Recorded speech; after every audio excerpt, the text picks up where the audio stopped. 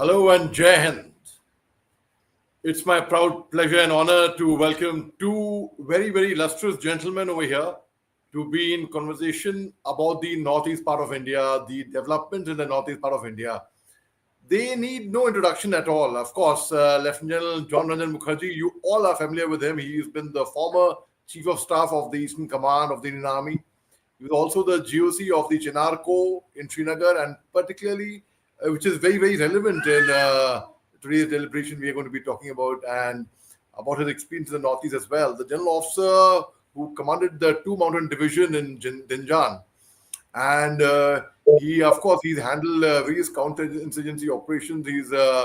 He has battled the Alpha, the Liberation Front of Assam, very successfully when the Alpha movement was on its peak.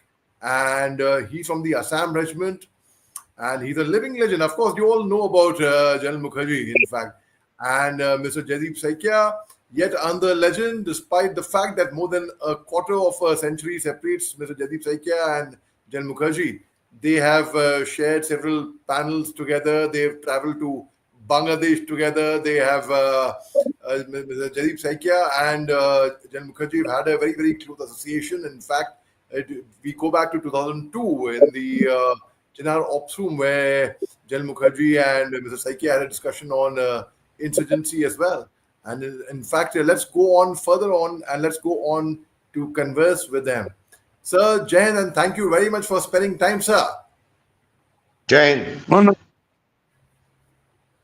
Sir, I'd like to ask to General Mukherjee. So, how would you characterize the situation in the Northeast, including, if I may add, the strategic encirclement that the region is heir to? I'm, of course, referring to the countries about which are close to the northeast part of India, sir. Should I start off? Yes, sir. Please, sir. Okay, thank you very much, Mr. Shah. A pleasure to be with you today and with Jaideep, old friends. Knew your father very well. We served together when he was in 3 Corps and in Calcutta, commanding Bengal area. And he did very well. So good to see you here, controlling things. Now, to go on a step further, I do not normally come on podcasts or TV. I've come only because Jaideep and you requested me. Otherwise, I wouldn't have come on air. I am a very blunt and frank man, so people are scared of what I have to say. But I'll go ahead nonetheless. I'll first take a quick background of my own in relation to Alpha. I took part in Bajrang, which was the first operation against Alpha in 94-95 as Commander 165 Mountain Brigade from Binaguri. We'd actually come from Pakistan and moved straight to Nalbari in Assam. After that, I was BGS 4 Corps, again looking after Alpha. At that time, 4 Corps controlled 2 Div also. 4 Corps looked after the whole of Arunachal and the whole of Assam. After that, I took over GOC 2 Div in 96 till 98, after which I went west and on to 15th Corps.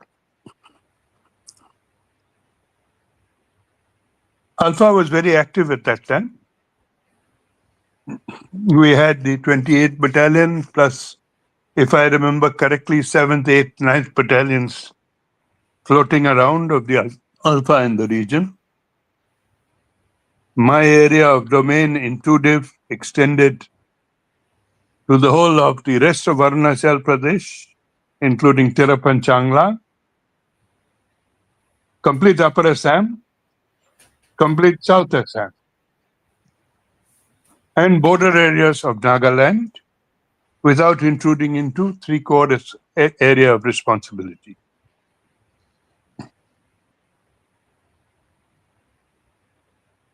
So we had something like, I'd say about 700-800 Ulfa cadres in our area of responsibility who we had to deal with. I had a total of 6 brigades under command, including our RT brigade, 2 brigades in Arunachal, 1 brigade in Tirap Changlang, and the other 3 brigades covering the whole of Upper Assam and South Assam.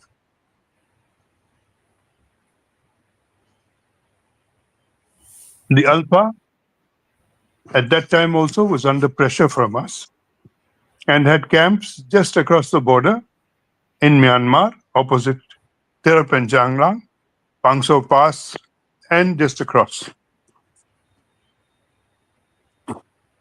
So that was the situation then. Even then, though it was never publicized, we did carry out a few cross-border strikes, but all footsie. Now I'll come on to the overall situation in the Northeast as I see it. I'll start with Assam. With what has happened in Bangladesh and fundamentalists having taken over, and the Americans poking their finger in between, as also the Pakistanis, as also the Chinese, we have a rabid neighbor now in the Northeast. Rabid to both Bengal and the Northeast. Therefore, you can expect Islamic fundamentalism to spread and to activate further. And the present government policies on which are unfortunately blatantly anti-Muslim do not help. They make the situation worse. So I expect the whole of Assam to definitely get affected by Islamic fundamentalism. The National Register of Citizens, the way the government has gone about it, has added to the problem. The same with the Citizenship Amendment Act. That has added to the problem, not only for Assam, but all the northeastern states, because they all have their problem related to immigrants. Besides this, we can expect, with our relations with China having deteriorated, Bangladesh having deteriorated, Pakistan having deteriorated further, a coalition forming between these 3 countries. And therefore, they're trying to whip up insurgency again in the Northeast. That means Alpha included. Alpha has a series of camps along with NSC and NSC and K, and the PLA, and a few other factions across the Tirap Changlang border and Nagaland border in Myanmar. About 250 odd cadres, I understand, which are being given sanctuary by China, really, even though it is Myanmar territory, because the Myanmar army literally has no control over that area. The Tatmadaw has no control over that area. And since it is Kachin area, the Tatmadaw is faring pretty badly against the Kachins. There have been reports that the Indian Army launched drone strikes and some missiles against these camps and they suffered some casualties. How far these are correct, time will tell, and the army itself will divulge. It's not for me to say. Paresh Barua, the head of Alpha anti-talk faction, is still based in Ruili, just across the Yunnan border in Yunnan, in China, from where he is handling passing of weapons on to insurgent groups and controlling Alpha. And Alpha is making an all-out effort now. I'm told by my friends in Upper Assam, extortion has restarted. In spite of all our efforts to control it, it has restarted, and Alpha is gradually reactivating, trying to bring back the pro-talk faction into his fold. The other groups, the Boros, the Dimasas, and so on and so forth, have not yet been reactivated. But given time and given the enemies that we have surrounding the region, we could well expect something to happen. Nagaland being very badly handled in relation to the talks. I hope Nagaland doesn't erupt. But fact remains is China is helping NSC and IM, both with weapons and training, and they're trying their best to activate them. How far that will take place in Nagaland and Manipur, we'll have to watch carefully and see. As far as Manipur is concerned, situation is bad. And bad because we have mishandled it totally. I come from the Assam regiment. We have both Meitei and Zo Kuki troops, 25% each, fair numbers. We have no problem. This is just politics. As a result, you've got an ethnic battle carrying on and militancy reviving, insurgency reviving, only due to political mishandling.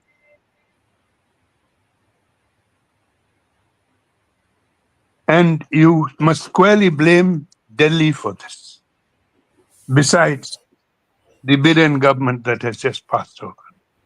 But the president's rule has not really helped much.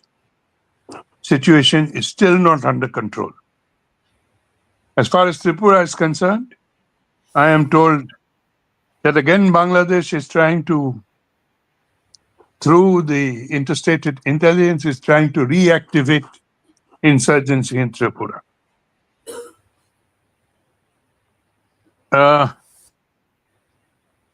As far as Meghalaya is concerned, I am told there are Ulfa camps in Garo Hills,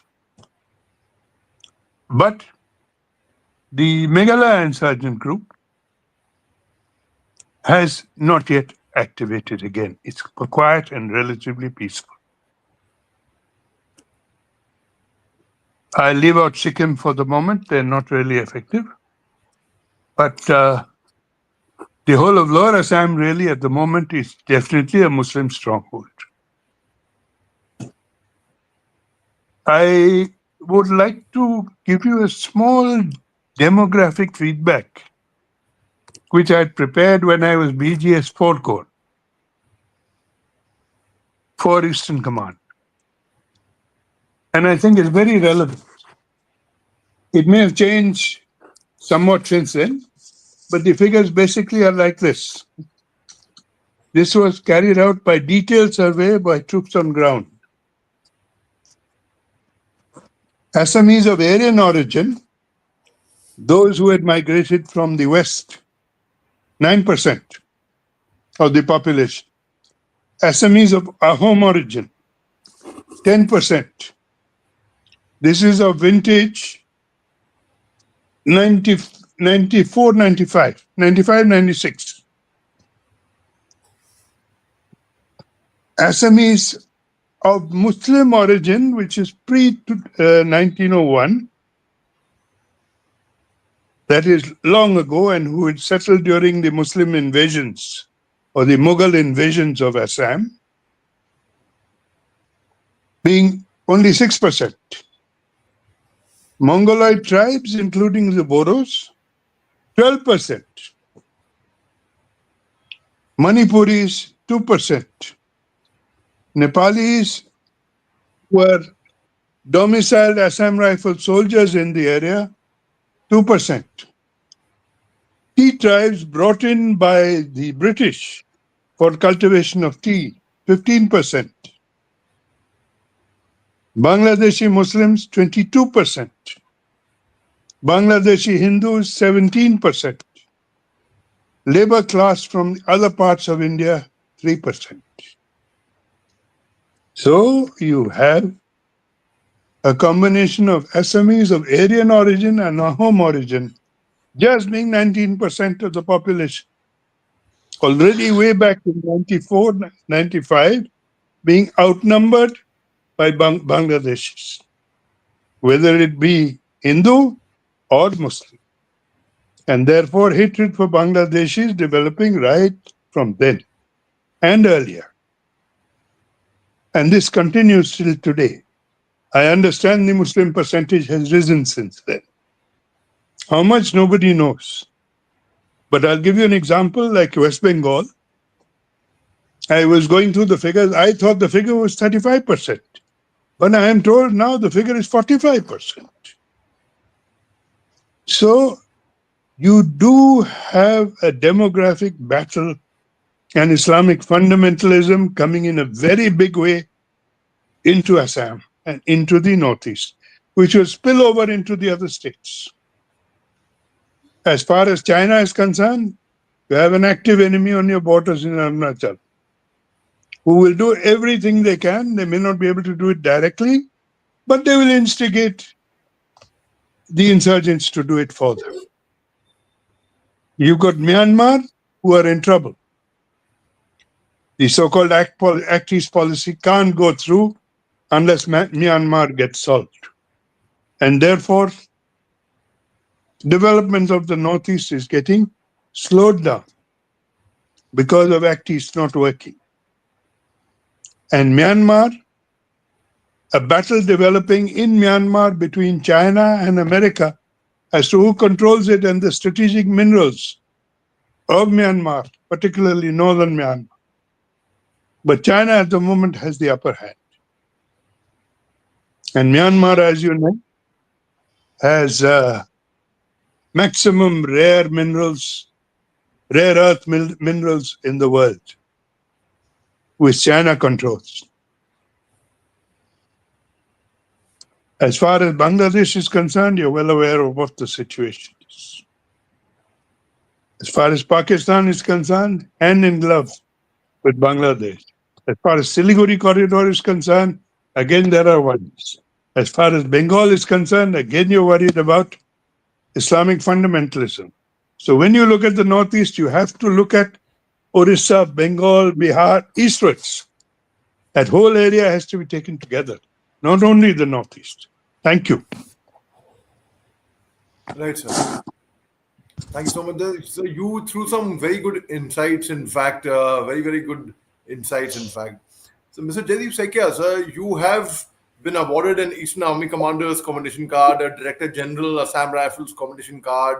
In other words, you also known as an authority on the Northeast affairs. In fact, whatever you say holds a lot of gravity, in fact. So what is your take as we haven't got any confirmation, at least I didn't read any confirmation from the Ministry of Defense or the Army about the surgical strike through drones, which was conducted into Myanmar recently. So where there were reports coming in that the Alpha camps and the NSC and K camps were destroyed and the Alpha said that they will avenge. So what do you have to say about that, sir? Well, I maintain the official position. I try to sort of contact people, and certainly there is a lot of deniability from the official dome in India, including the Indian Army. As a matter of fact, I must tell you that in the press note or the statement which the Alpha sort of circulated immediately after the drone strike on the night of 13th/14th July, they did not say Indian Army. They call it occupation force. So I leave it to researchers and observers of insurgency and terrorism in the Northeast that what would be the definition of occupation force. It has not said Indian Army. It is the media which has actually stoked up the word Indian Army, and Indian Army has denied it. As far as the strikes themselves are concerned, whatever little information I have got is that it has there were two strikes on the night of 13th/14th. One was at around 12:40 a.m. and one was at 2 a.m. The first strike was carried out from the general area of Nampong in Arunachal Pradesh and a place called Waka, which is about northwest from the Pangsao axis, which is in Longding. And another one which followed thereafter was from Mon. And who carried out is, according to the Alpha, is the occupation forces. The Indian Army has denied it, and I have no reason to sort of, whole issue with that assumption or that affirmation. Because the Indian Army has been battling, as General Mukherjee has told you, the Alpha for almost 40 long years. I mean, the Alpha was born on 7th of April 1979, which makes them 46 years. I myself was drawn into the battle as an advisor, counterinsurgency in Assam, and I, along with the army and the police, did battle the Alpha. So, if the Indian Army did carry out the operations, it would have come out in the open. I do not know what reason they have not, but the fact of the matter is, I will continue to believe in the affirmation that they have denied it, and I will abide by that. So the three camps were hit: Camp 779, and Camp Hokiot, and Camp Diamond, which I did not know existed really. And these were within the endurance reach of the two sort of drones, Israeli and French missile. One was just to drop munitions, and one was to come and sort of, the kamikaze style drones. These two were done on two different strike occasions on morning of, as I said, 14th morning, early morning. And the good part of it is that the senior leadership of the second senior rung of leadership of the Alpha were eliminated as a result of the strike. One survivor who one had been following since the days when Alpha had camps in Bhutan, he has been killed. Lieutenant General, he is known as, he's a Lieutenant General, and another brigadier, Ganesh Lahon, and one person called Pradeep Gogoi, but there is confirmation that only 2 and 48 cadres actually have been killed in this action. You must understand that Alpha's checkered history began when they started as a militant manifestation to the students' agitation against illegal migration from Bangladesh. But once they had camps inside Bangladesh and got into the hands of the DGFI, the Director General of Forces Intelligence, and the ISI, they took a 180-degree turn. And till today, Alpha has not targeted a single illegal migrant from Bangladesh. So that's very interesting for observers of Alpha. But they have they have kidnapped, killed, maimed many Assamese who have sought to sort of battle against it or stand up against it. So that's very interesting. So Bhutan was cleared of the Alpha by a Royal Bhutan Army, and at that point of time, this was in December 2003. I clearly remember that General Mukherjee was the Chief of Staff of Eastern Command, and it's possible that I had just returned from the United States after completing my second rung of higher research, and General J.S. Verma was the Eastern Commander, and I had given a talk in Eastern Command, and I remember the tea party where General Mukherjee, I, and General Verma and the rest of the officers took part in. So RBA operation when I spoke to His Majesty, the fourth king, he said it is not called all clear by us. Maybe the Indian media sort of developed it or conjured up the name all clear. But the fact of the matter is, it cleared all the camps of the Alpha in southern Bhutan, including Samdrup Jungkhar and Kalikola, along with the KLO, the Kamtapur Liberation Organization, and the National Democratic Front of Bodoland. But as luck would have it, very senior leaders, including Paresh Borua, Aravind Rajkhwa, Raju Borua, Sasaja Chaudhary, etc., had already decamped to Bangladesh. And because the Bangladesh Nationalist Party was in power at that time, they got a lot of support from this anti-India party, along with the Jamaat-e-Islami and the Islamic Okkya Jot. And Alpha had a free run of things, including lucrative businesses. But after the return of Sheikh Hasina, I'm fast forwarding because of paucity of time, she acted immediately in 2009 and handed over almost the entire executive council of the Alpha, excluding Paresh Porwa, who probably is like a cat with 9 lives, and he somehow suspected something and went off to the Philippines, to Baguio City near Manila, and thence to Yunnan. So, to cut a long story short, as the General Mukherjee has said, the Alpha has only a ragtag 6 or 7 camps in Sagaing Division, in North Sagaing Division. Pareshpur himself is sitting in Ruli, as the General said, and he is not in great health. But the fact of the matter is that in the newsletter which was circulated on the 14th after the attack, drone attack, they have said that Alpha might avenge or would avenge this drone strike by whoever, they call it occupation force. Now, according to me, the Alpha doesn't have that strike capability anymore. During the days of, the heydays when General Mukherjee was the GOC of 2DIV, they had that capability. They did little strikes here and there. And but at this point of time, I think, I'm not being an alarmist, it's possible because they might have, sleeper cells within quotes, like the Islamists have inside Assam, and they might go for collateral damage. Because after all, the senior leaders who have been killed, were the ones who are actually running.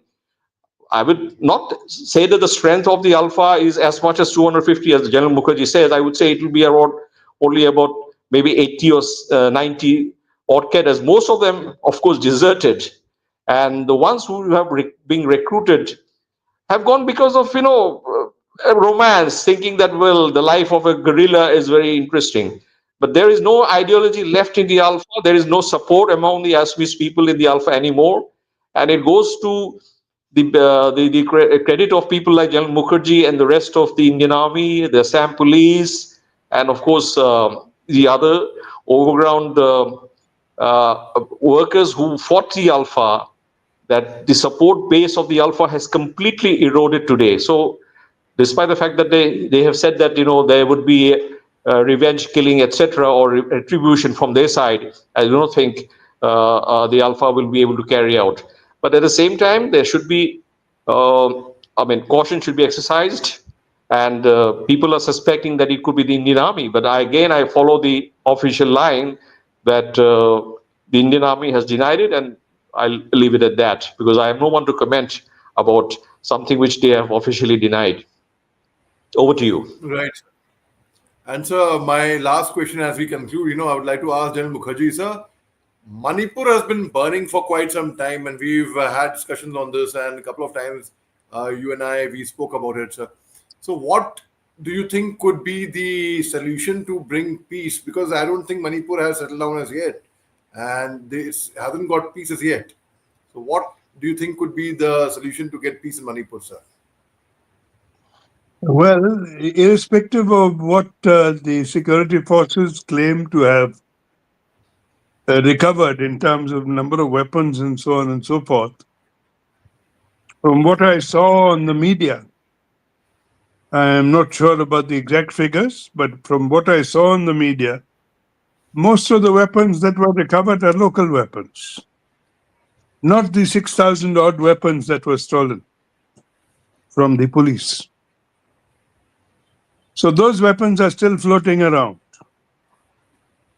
The first thing that has to be done is everyone, every Tom, Dick, and Harry, whether Zoe, Cookie, or Mete, has to be disarmed. Number two, you have to have good leadership to resolve the problem. As I said, we have both Cookie, Zoe, and Mete in my regiment. We don't have a problem with them. And we don't have a problem because we know how to look after them and how to deal with them and how to make them live together. Our politicians deserve a kick in the bloody backside for allowing things to become like this. You have to patch up differences and have good leadership that will do it. That will have to go right down, not only the MLAs and so on and so forth, but right down to the bureaucrats. The best of people have to be put in Manipur to resolve the problem.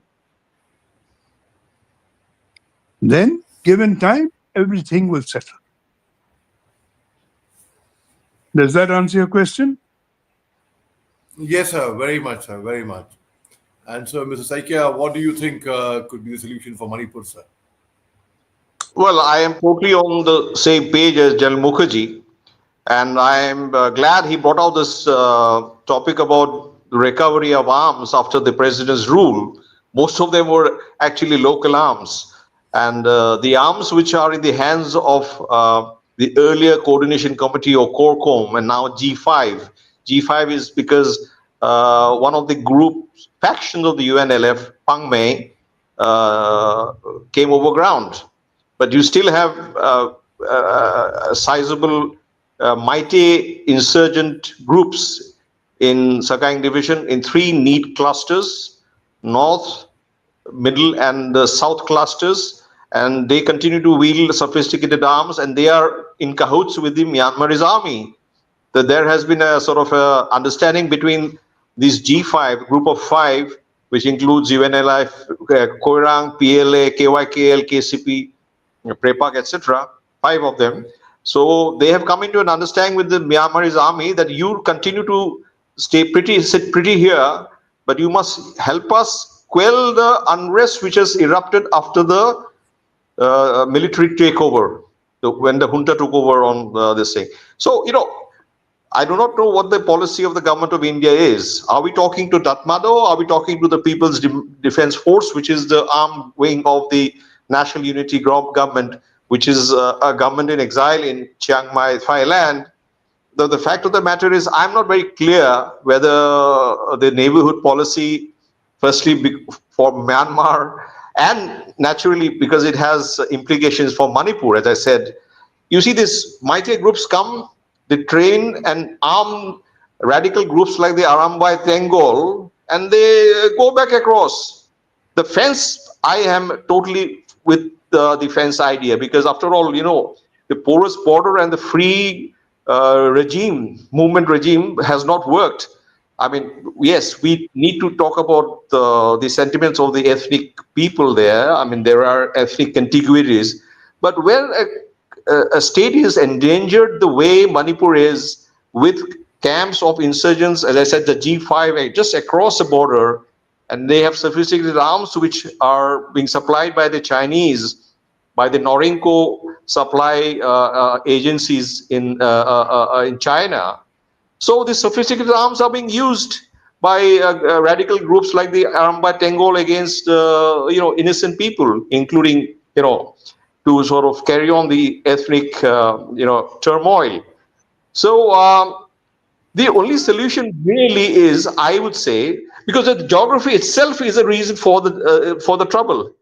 I mean, the valley is not going to the valley Meiteis are not going to sort of agree to a separate Kuki land or a separate Nagaland. So I actually had proposed an idea where I call it Autonomy Plus, where Mr. G.K. Pillai, the former Union Home Secretary, Lieutenant General K. Himalaya Singh, and we sat together in a webinar and we talked about on Autonomy Plus for these regions, exactly in the way the Boro territorial region is beautifully working and functioning in Assam.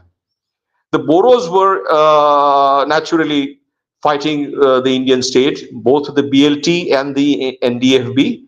But now they have come over ground, and you see the Boro territorial region. And I mean, what is wrong giving them some financial power, which they have got to collect taxes in order to sort of develop their own region? That's exactly the sort of point of superimposition which I want Manipur to get.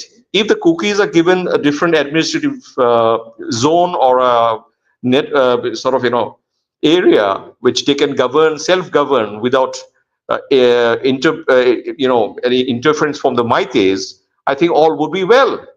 This morning's paper tells me that the buffer zones which were created, which I thought was a very very bad idea in the first place, you allowed people, ethnic groups to sort of separate one from the other. It was all right for the first few months, but you should have immediately or slowly removed them so that there could be passage, you see. And then after a point of time, people would have actually mingled around, and peace would have returned slowly.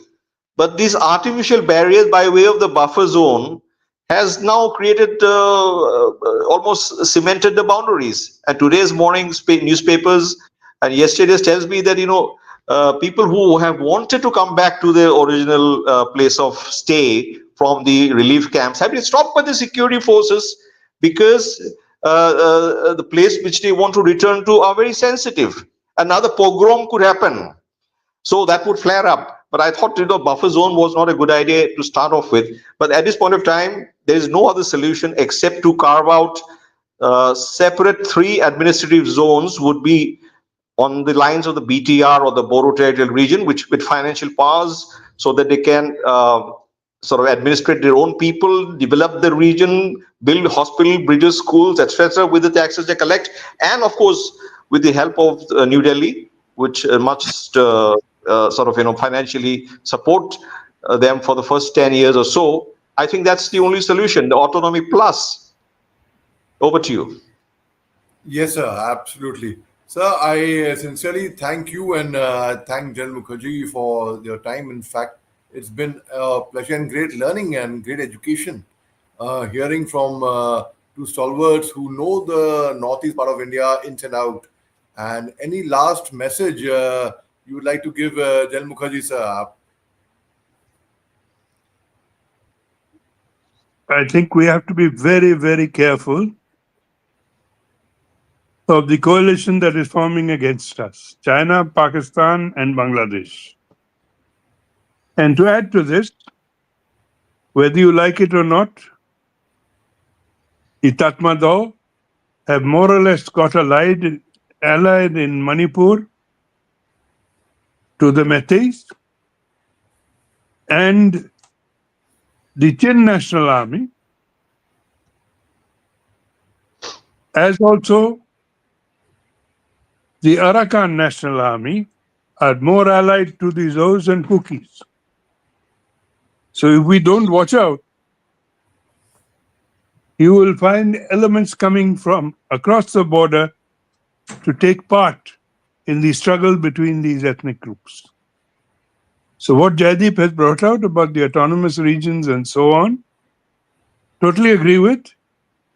But ultimately what must happen is you have to have good leadership. And president rule will have to continue. If it doesn't, you have trouble on your hands. Thank you. Thank you, sir. And Ms. Saikia, any last message from you, sir? Well, I think General Mukherjee has already said everything that I needed to say. I just want to, as a resident of Assam, echo once again his word of caution about Bangladesh.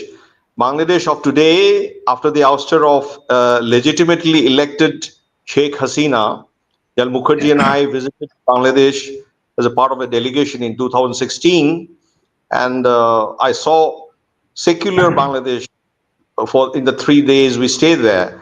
But today, Bangladesh is in the hands of the deep state of United States and Inter-Services Intelligence of Pakistan, and Jamaat-e-Islami, which was banned, has been sort of, the ban has been lifted by the Yunus, illegitimate dispensation of Yunus, Muhammad Yunus.